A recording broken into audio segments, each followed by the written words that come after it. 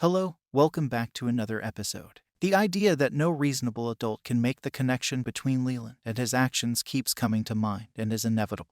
Grace was being protected by Monsignor while being hidden in the church. Does the church not have surveillance equipment? How did Leland simply dance out of there without being the prime suspect? The hour came to a close with Kristen revealing they were expecting a kid while staring directly into the eyes of that terrifying monster. What a clever turn it was. Leland even made sure Kristen could easily trace her egg to DF. Her visit's timing was a gift no one could have anticipated. This shocking turn of events ought to shatter Kristen's world.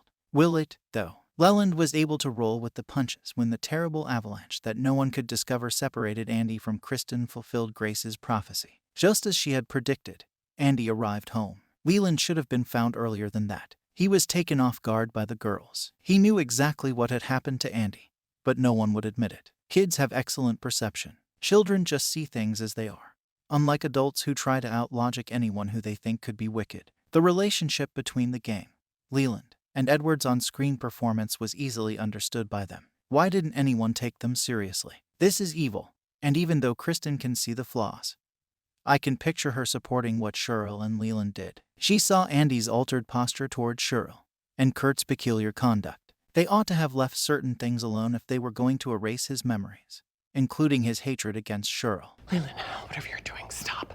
What do you mean? I have to get rid of him. But since they managed to get away with everything, and Leland can skip out of the church after a brutal assault and murder, why would they have concerns about Andy? And Andy is a concern. He can see demons now. Thanks to Father Ignatius taking over the assessors, someone finally shed light on the insanity inside Kristen's house. Ironically, her place is a hotbed of demonic activity that was only discovered when her new neighbor needed their help. Poor Sheila thought she had demons, but she's just suffering the remnants of Kristen's squatters. For a moment, as Kristen was pounding on their adjoining walls, I thought she'd suss out that they were at the wrong address. But it took even more investigation on her part to get help on her end after discovering Laura's friend, Crystal, isn't a friend at all. Given that the devil was crafty enough to speak via the vent, it's difficult to criticize Laura for believing that Crystal was a friend in this situation. Sister Andrea's savage actions to remove devils from their perches provided the hour's funniest moment. Although she ultimately failed, witnessing her effort was hilarious. It was quite entertaining to hear Lynn converse with Sister Andrea as she was in the middle of her beating. She even opened doors when she was asked to let Sister do more magic. One of Kristen's darkest dreams is coming true with Lynn's interest in the sisterhood. The patriarchy and all that jazz must go. To be honest, I agree with her.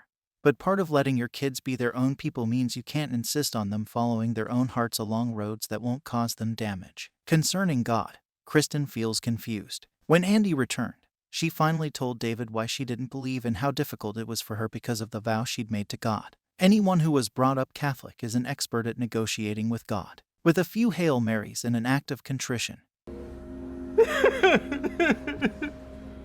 the church pledges to forgive crimes, including murder. It's a darn difficult thing to understand, especially because abortion is the sole crime that is not pardonable and results in immediate excommunication. The majority of murderers who have been found guilty are males, making their acquittal simple. The patriarchy despises strong women, which is clear from their opposition to abortion and the way they treat the sisters, as if their only purpose in life is to scrub floors. Most women with any sense of self-worth would probably be turned off by the sisterhood.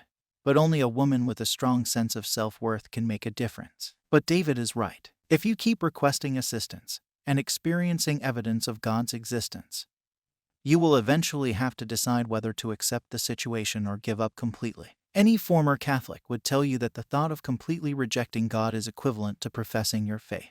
Neither comes easily, because you just never know. Surely, as Kristen comes to grips with what's facing her family, she'll sidestep the need for scientific reasoning in all things. Ben asked if he was losing her, and if her family is in a demonic vortex.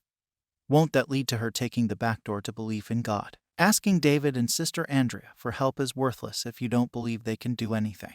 David faltered when he thought Kristen was Demon Kristen, and if she knew how her demonic doppelganger was torturing David, she would be shocked. I had forgotten about its real appearance as a giant mosquito, but Sister Andrea knew getting rid of it was as simple as sleeping behind mosquito netting. David most likely had the best sleep of his life. So, when Lynn deals with even more demonic activities in her life, will Kristen's opinion of Lynn's involvement in the sisterhood change? Cheryl and Leland had become incredibly close, but she had had no clue how fragile their bond had become now that her child was sharing the world with Leland. Of all people, will Andy communicate to Kristen about what he sees in the home? Or is he merely seeing monsters in his dreams? It can't be that simple to ignore the mountain of proof that keeps accumulating in God's favor. Grace told David the attacker was coming for him next. He's always been after David. Leland is after the whole group and the church in general. Season 4 will be the season of angels. Perhaps light is on the way. It does worry me that bringing angels into focus could suggest that the end of evil is nigh, but it will most certainly work on challenging Kristen and Ben's perception of faith. One of the season's best episodes focused on the angel who led people out of a collapsing building. Evil works so many contemporary themes into its framework that I cannot wait to see how they address the presence of angels in everyday life. Thanks for watching. Comment below, and don't forget to subscribe.